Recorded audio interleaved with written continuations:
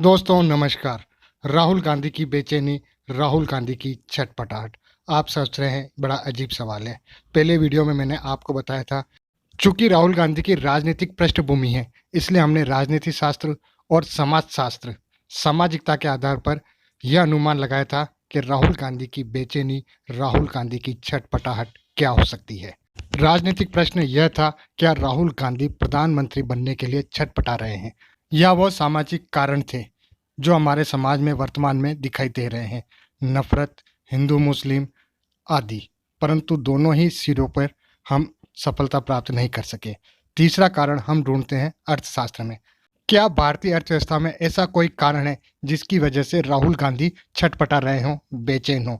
मुझे नहीं लगता है। हाँ, यह बात जरूर है, मोनोपोली बढ़ रही है, प्राइवेटाइजेशन बढ़ रहा है, महंगाई बढ़ रही है, रुपये की स्थिति डावाडोल है, अर्थव्यवस्था गिर रही है, अमीर और गरीब के मध्य का अंतर्भेद बढ़ता जा रहा है, हमारी अर्थव्यवस्था में पूंजीकरण एक तरफ जमा हो रहा है। वास्तव में मैं कहूँगा हमारी व्यवस्था में एक कुबड़ निकल रही है। हमारी व्यवस्था कुबड़ी अर्थव्यवस्था कहलाएगी।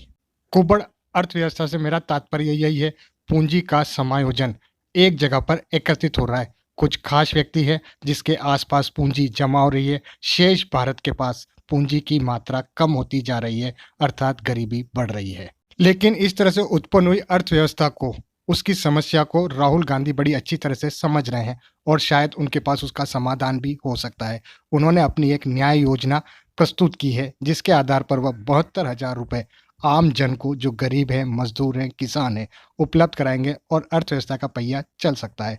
जहां तक पूंजी की एक जगह समायोजन की बात है, उसका नेशनलाइजेशन किया जा सकता है। और फिर हम यह क्यों भूल जाते हैं, राहुल गांधी के पास अर्थात कांग्रेस के पास दुनिया का जाना माना, परिचित, आजमाया हुआ एक चेहरा है, एक प्रमुख अर्थशास्त्री है, डॉक्टर मनमोहन सिंह। भारत के पूर्व प्रधानमंत्री और अपने समय के अर्थशास्त्री, वित्त मंत्री, जिन्होंने 90 के दशक में जब वे फाइनेंस मिनिस्टर हुआ करते थे, भारतीय अर्थव्यवस्था को एक गति दी थी।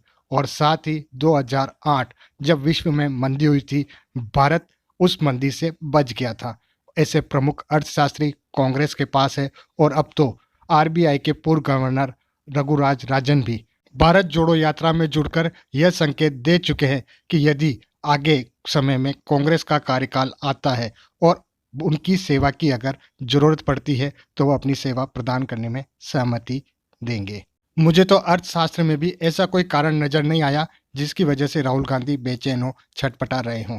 राहुल गांधी की बेचैनी का कारण अब हम ढूंढते हैं न्याय शास्त्र में, जो कि लोकतंत्र का चौथा स्तंभ कहलाता है। न्याय शास्त्र जो कि नैतिक मूल्यों पर खड़ा होता है, उसकी आधारशिला होती है नैतिकता। राहुल गांधी जो कि कांग्रेस से संबंधित है और कांग्रेस की मूल विचारधारा में संविधान स्थित है, तो संविधान की रक्षा और मूल अधिकारों की रक्षा करते हुए राहुल गांधी इस वजह से तो बेचैन नहीं हो सकते हैं। हाँ, ये बात जरूर है, एक नैतिक आधार जिस पे ये न्याय शास्त्र खड़ा हुआ है, वही जब डामाडोल हो जाए तो राहुल गांधी की बेचैनी और छटपटाहट इसमें आपको जरूर दिखाई देगी। इसलिए न्याय शास्त्र का मूल आधार नैतिकता, जो नैतिक शास्त्र से जुड़ा हुआ है, राहुल गांधी की बेचैनी, छटपटाहट आपको नैतिक शास्त्र में जरूर देखने को मिलेगी। मुझे तो उन्हीं में ही इसकी छटपटाहट और बेचैनी दिखाई दी है। राहुल गांधी की बेचैनी, उनके मन की छटपटाहट आपको इस नैतिक शास्त्र में ही सुनाई देगी। जब राहुल गांधी नैतिक मूल्य के पतन को देखते हुए विचार करते होंगे, तो वो बेचैन होते होंगे।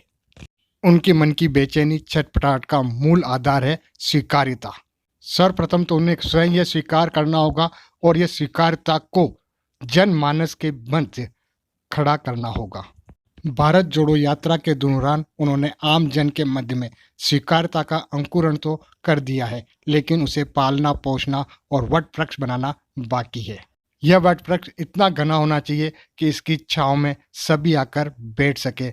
इस वट वृक्ष का आकार, इसकी विशालता इतनी घनी होनी चाहिए जो कभी महात्मा गांधी ने अपना वट वृक्ष लगाकर पालन पोषण किया था।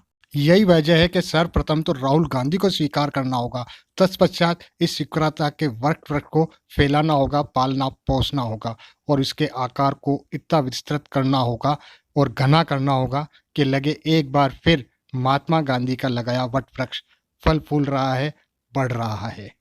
वर्तमान समय में विरोध की आंधी तो बहुत चलेगी, वट वृक्ष की हिफाजत करनी होगी।